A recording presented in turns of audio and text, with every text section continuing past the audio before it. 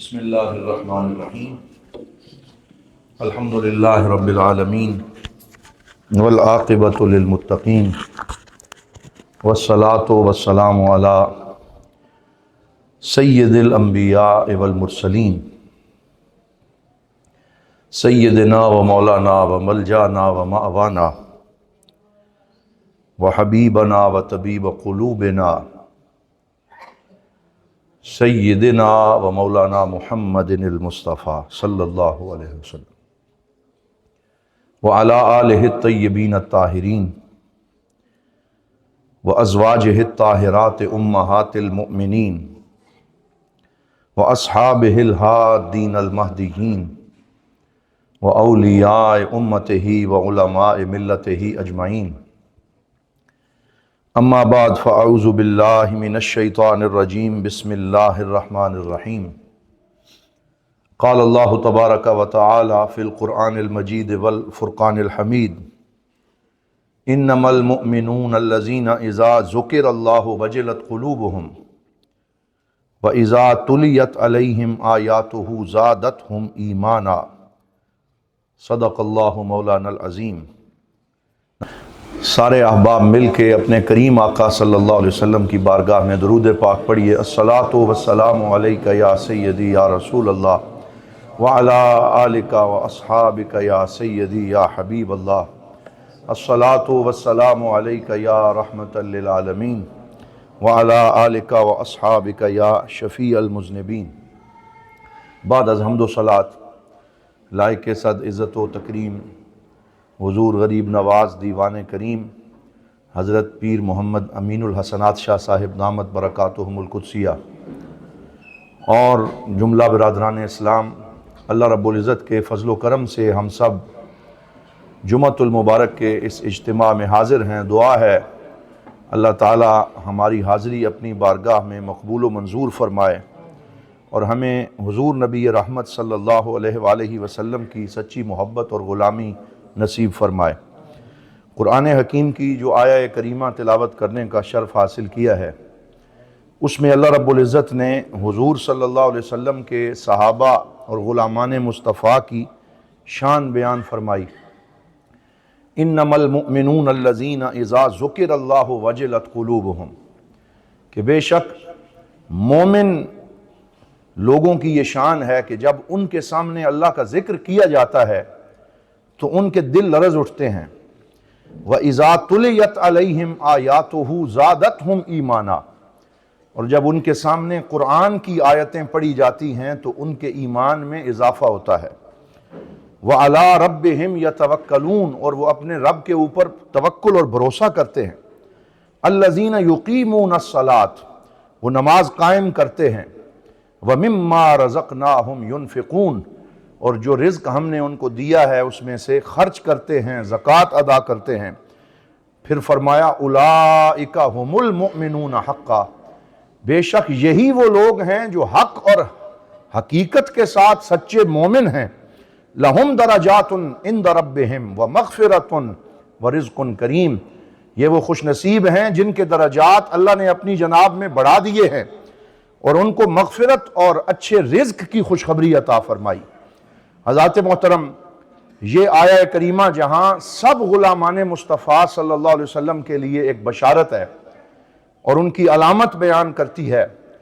وہیں سب سے پہلے مخاطب اس کے وہ جلیل القدر صحابہ اور اہل بیت کرام ہیں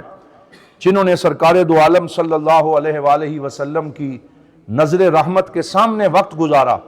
اور حضور سے فیض حاصل کیا،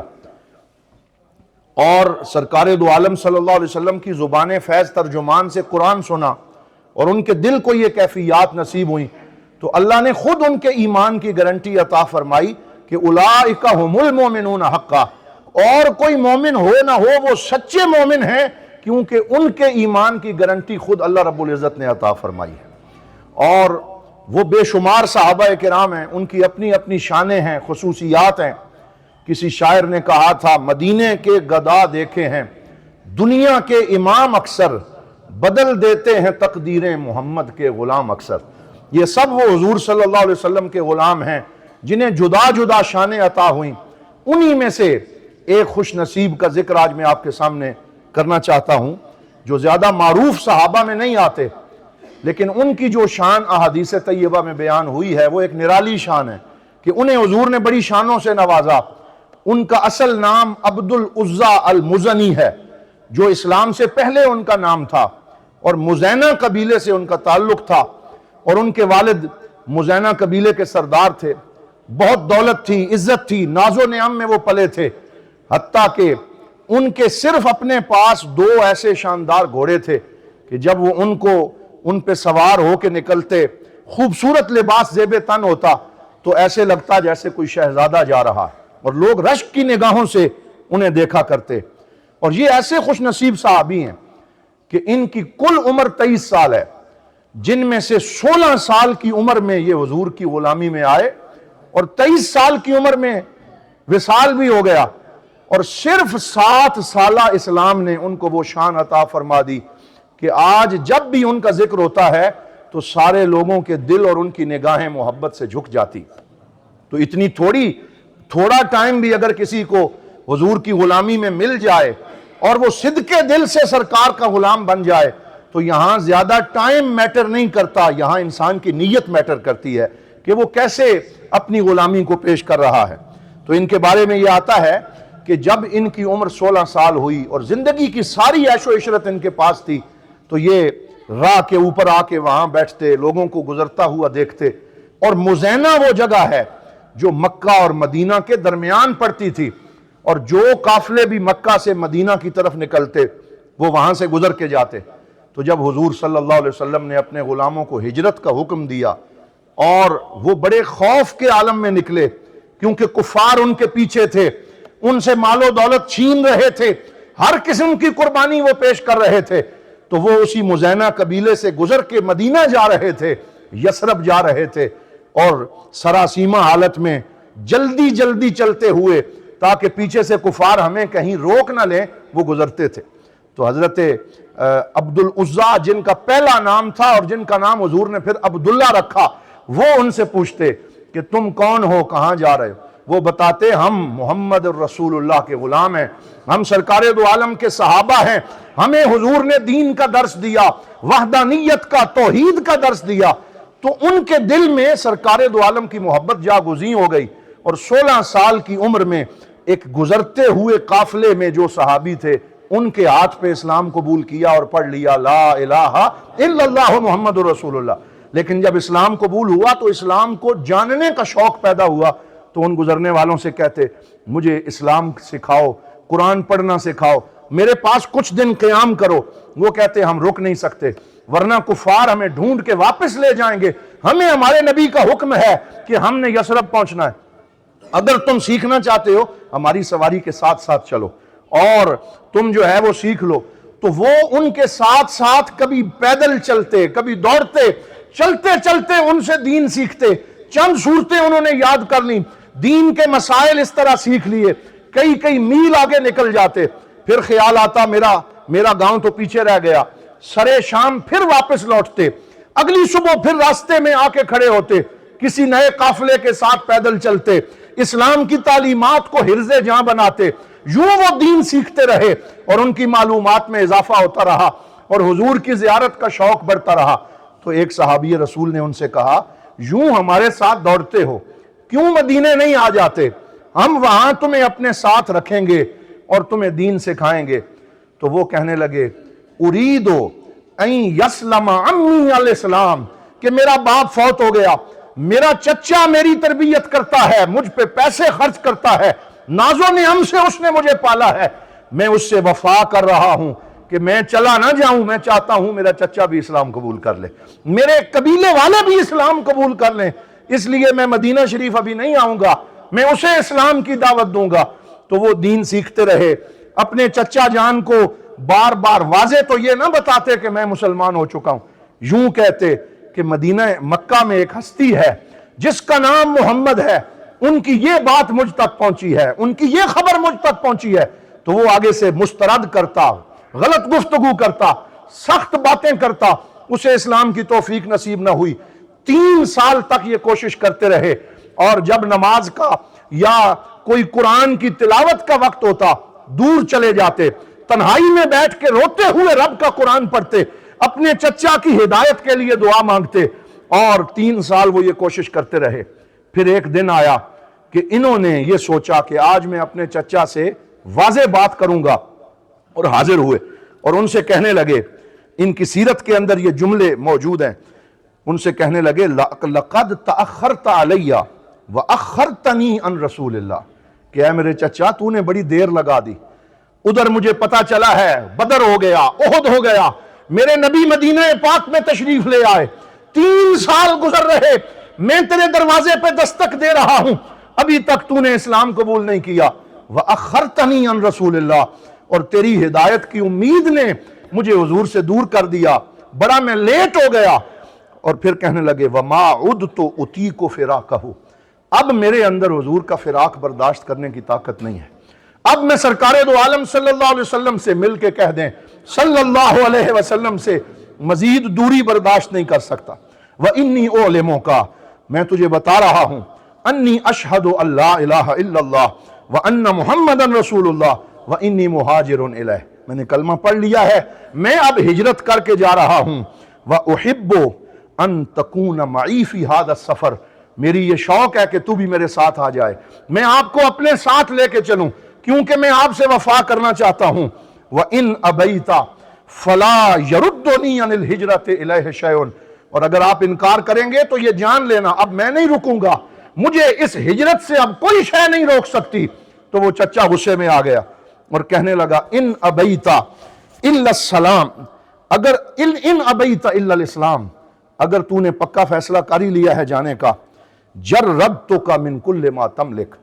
تو میں ہر وہ شے جو میں نے تجھے لے کے دی ہے وہ تجھ سے واپس چھین لوں گا، یہ عیش و عشرت نہیں رہے گی، یہ پیسے نہیں رہیں گے۔ وہ کہنے لگے ہر چیز تو رکھ لے، مجھے حضور کی غلامی کے سامنے میں ہر چیز چھوڑنے کے لیے تیار ہوں۔ تو کہنے لگا اجردک من ثیابک، کہ یہ ناز و نعم والا شاہانہ لباس بھی میں نے تجھے لے کے دیا، اور اس کو جب جو ہے وہ کھینچا تو وہ پھٹ گیا، تو کہنے لگا یہ لباس بھی اتار دو، قمیض اتروا لی، لباس تار تار کر دیا۔ حضرت سیدنا عبداللہ روتے ہوئے اپنی ماں کے پاس گئے، انہوں نے اپنی ماں سے ایک کمبل لیا جو اون کا بنا ہوا کھردرا کمبل تھا، اسے 2 حصوں میں تقسیم کیا، ایک حصے سے اپنا ازار بند بنایا، دوسرے حصے کو اپنے جسم پہ ڈھانپ لیا، اور 2 چادروں میں ڈھپے ہوئے چلتے چلتے حضور کی بارگاہ میں پہنچ گئے۔ جب مدینہ پاک میں پہنچے، رات کا وقت تھا، سو گئے، صبح فجر پہ سرکار تشریف لائے، تو آپ کی عادت مبارکہ تھی کان یتفقد اصحابہ، کہ فجر پڑھانے کے بعد اپنے غلاموں پہ نگاہ مارتے، دیکھتے کون نیا آیا ہے، کون اجنبی ہے، کون مہمان ہے۔ تو جب حضور نے سب پہ نگاہ ڈالی تو اس 2 چادروں کے عجیب لباس پہ جب نظر پڑی، فرمایا من انتا، تو کون ہے؟ انا عبد العزا، میرا نام عبد العزا ہے۔ ما حالوں کا، یہ تیرا کیا حال بنا ہوا ہے، تو کس حالت میں آیا ہے؟ اپنے چچا کی پوری کہانی سنائی کہ اس نے سب کچھ مجھ سے لے لیا، میں نے کلمہ پڑھا، اب مزید جدائی میں برداشت نہیں کر سکتا تھا، میں حاضر ہو گیا۔ تو میرے کریم نے فرمایا اوا فعلتا، 3 دفعہ اوا فعلتا، کہ کیا تو نے واقعی اس دلیری کا مظاہرہ کیا، کیا تو نے یہ کام کیا ہے؟ پھر حضور نے کیا فرمایا؟ انت لست عبد العزا انت عبد اللہ ذو البجادین، فرمایا تو عبد العزا نہیں ہے،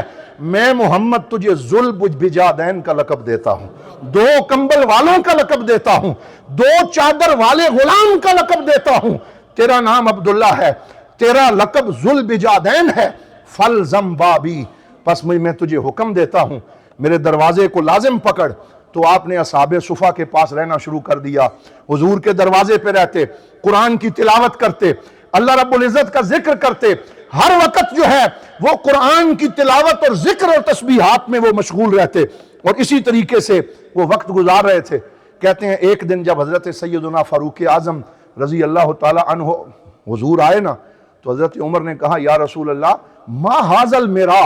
کہ مسجد میں یہ عبداللہ ذو البجادین اونچی آواز سے ذکر کرتا ہے، یہ ریاکاری نہیں ہے، آپ اسے منع فرمائیں۔ حضور نے فرمایا اس کو منع نہ کرو، ہوا اواہ منیب، فرمایا میری امت میں یہ اواہ ہے، یہ منیب ہے، یہ اللہ کی طرف رجوع کرنے والا ہے، یہ کثرت سے اپنے رب کو یاد کرنے والا دیوانہ ہے، اس طریقے سے حضور نے یہ لقب انہیں عطا فرمایا۔ پھر غزوہ تبوک کا موقع آیا تو حضور سے جب غلام آپ کے گرمی کے موسم میں ساتھ جانے لگے تو حضرت عبداللہ ذوالبجادین آ گئے،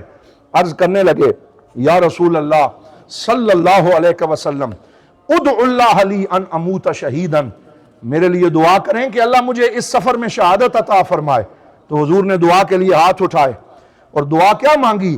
اللہم حرم دمہ علی سیف الکفار، یا اللہ یہ شہادت کی دعا مانگتا ہے اور میں دعا مانگتا ہوں میرے غلام کے جسم کو کفار کی تلواروں پہ حرام کر دے، کوئی کافر تلوار سے اسے گزند نہ پہنچا سکے، یہ میرا پیارا غلام ہے۔ وہ پھر کہنے لگے حضور شہادت کی دعا مانگیں، تو سرکار نے فرمایا کہ ان من عباد اللہ من یخرج من بیتہ فی سبیل اللہ فتصیبہ الحمى فیموت شہیدا، فرمایا کچھ بندے ایسے بھی ہوتے ہیں جو اللہ کی راہ میں نکلتے ہیں، انہیں جنگ میں کافر نہیں مارتے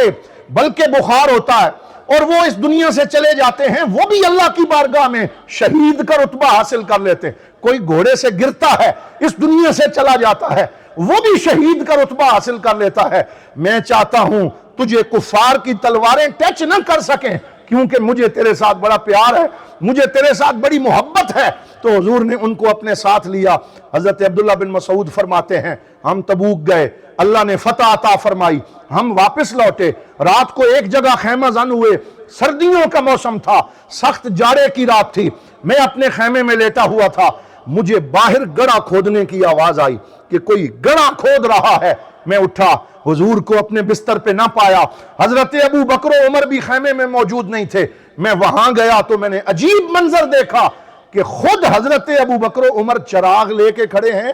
اور مدینے کا تاجدار اپنے ہاتھوں سے گڑھا کھودنے میں مشغول، قبر تیار کر رہے ہیں۔ اور جب میں نے سرکار کی آنکھوں کو دیکھا تو کان یذرفان، کان یبد دموع، کہ حضور کی آنکھوں سے موسلا دھار آنسو جاری ہیں۔ اور میں نے پوچھا حضور کیا ہوا؟ فرمایا تیرا بھائی عبداللہ اس دنیا سے چلا گیا، وہ رخصت ہو گیا، اللہ تعالیٰ نے اسے اپنے پاس بلا لیا، خود حضور نے ان کی قبر کو تیار کیا۔ پھر فرمایا احملا الی اخاکما، کہ اپنے بھائی کو مجھے دو۔ اور قبر میں کھڑے کھڑے حضور صلی اللہ علیہ وسلم نے ان کو اپنے دونوں بازوؤں پہ رکھا، اپنے سینے سے لگایا، پھر خود قبر میں اتارا، پھر ان کے پاس بیٹھے رہے، پھر فرمانے لگے رحمک اللہ یا عبداللہ، اے عبداللہ اللہ تجھ پہ رحم فرمائے، تو قرآن کی کثرت سے تلاوت کرنے والا تھا، تو اللہ کا ذکر کرنے والا تھا۔ پھر جب وہ تیار ہو گئی تو حضور نے آسمان کی طرف ہاتھ اٹھائے اور شہادت کی انگلی کو کھڑا کر کے فرمایا اللہم انا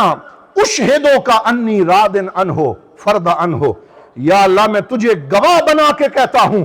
میں اپنے اس غلام سے راضی ہوں، تو بھی اس سے راضی ہوگا۔ 3 دفعہ اس طرح فرمایا۔ تو حضرت عبداللہ بن مسعود کہنے لگے اس دن میں نے یہ تمنا کی کہ کاش اس قبر میں اس کی جگہ پہ میں ہوتا کہ اللہ کے نبی نے اس کو کس شان سے نوازا۔ تو یہ حضور کے ایک غلام کی داستان محبت ہے، جس کی داستان کو بھی پڑھا جائے وہاں محبت نظر آتی ہے، وفا نظر آتی ہے، علم نظر آتا ہے، عبادت تقوی اور بندگی نظر آتی ہے۔ اللہ کریم ہمیں حضور کے ان سچے غلاموں کی محبت عطا فرمائے، ان کے نقش قدم پہ چلنے کی توفیق عطا فرمائے، اور حضور کے اہل بیت اور صحابہ ان سے اسی طرح محبت اور وفا کرتے رہنے کی اللہ تعالی ہمیں توفیق عطا فرمائے۔ وآخر دعوانا ان الحمد للہ رب العالمین۔